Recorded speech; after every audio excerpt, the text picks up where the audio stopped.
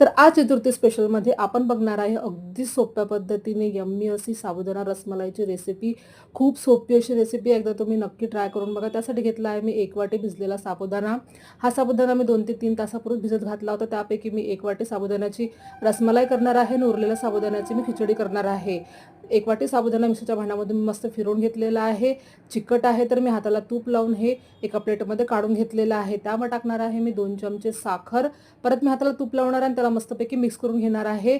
एक गोळा तयार करून घेणार आहे. एकदम असं फ्लफी आणि नरमगार असा गोळा तयार होतो तोवर मी त्याला मस्तपैकी मळत राहणार आहे. बघा, छान असा गोळा तयार झालेला आहे. एकदम नरमगार आणि हलका फुलका गोळा तयार झालेला आहे. आता मी परत हाताला तूप लावणार आहे आणि मस्तपैकी त्याचे छोटे छोटे बॉल्स तयार करून घेणार आहे. रसमलाई आहे तर बॉल छोटे छोटे चांगले वाटतात. बघा, छान असे मी बॉल्स तयार करून घेतलेले आहे.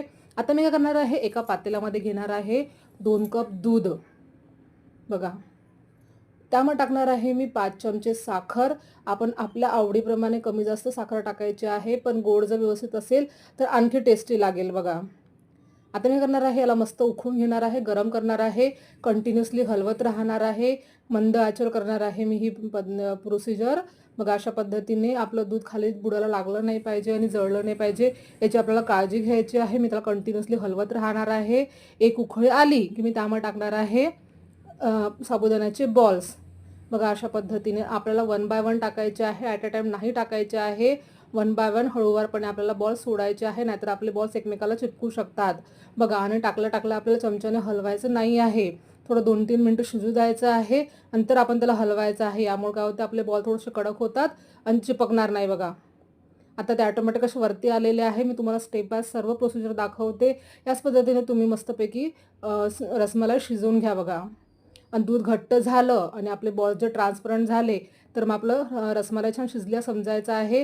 त्यामुळे टाकलं आहे आपण ड्रायफ्रूट्स. आपण आपल्या आवडीप्रमाणे टाकायचे आहे. यासाठी आपण ड्रायफ्रूट्स टाकले तर छान असे दुधात शिजतात आणि खाताना छान वाटते. बघा, आता आपली रसमलाई तयार झालेली आहे. यामध्ये टाकणार आहे मी, गॅस बंद केलेला आहे, यामध्ये टाकणार आहे मी विलायचीची पूड.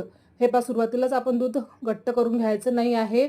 थंड झाल्यानंतर ते ऑटोमॅटिक घट्ट होतं, त्यामुळे सुरुवातीला आपण असं लिक्विड ठेवणार आहे. बघा, नंतर थंड झाल्यानंतर बघा त्याला एकदम बासुंदीसारखं स्ट्रक्चर येतं. बघा, छान आपली रसमलाई तयार झाली आहे. आहे का नाही अगदी सोपी रेसिपी, एकदा नक्की ट्राय करून बघा. साबुदाणा रसमलाईची रेसिपी. बघा, माझ्या चॅनलला तुम्ही नवीन असाल तर माझ्या चॅनल सबस्क्राईब करा, माझ्या व्हिडिओ लाईक करा, शेअर करा, कमेंट करा. अशाच सोप्या रेसिपींसाठी माझ्या चॅनलला सबस्क्राईब करा. भेटू नेक्स्ट व्हिडिओमध्येच अशा सोप्या रेसिपींसोबत. Bye bye.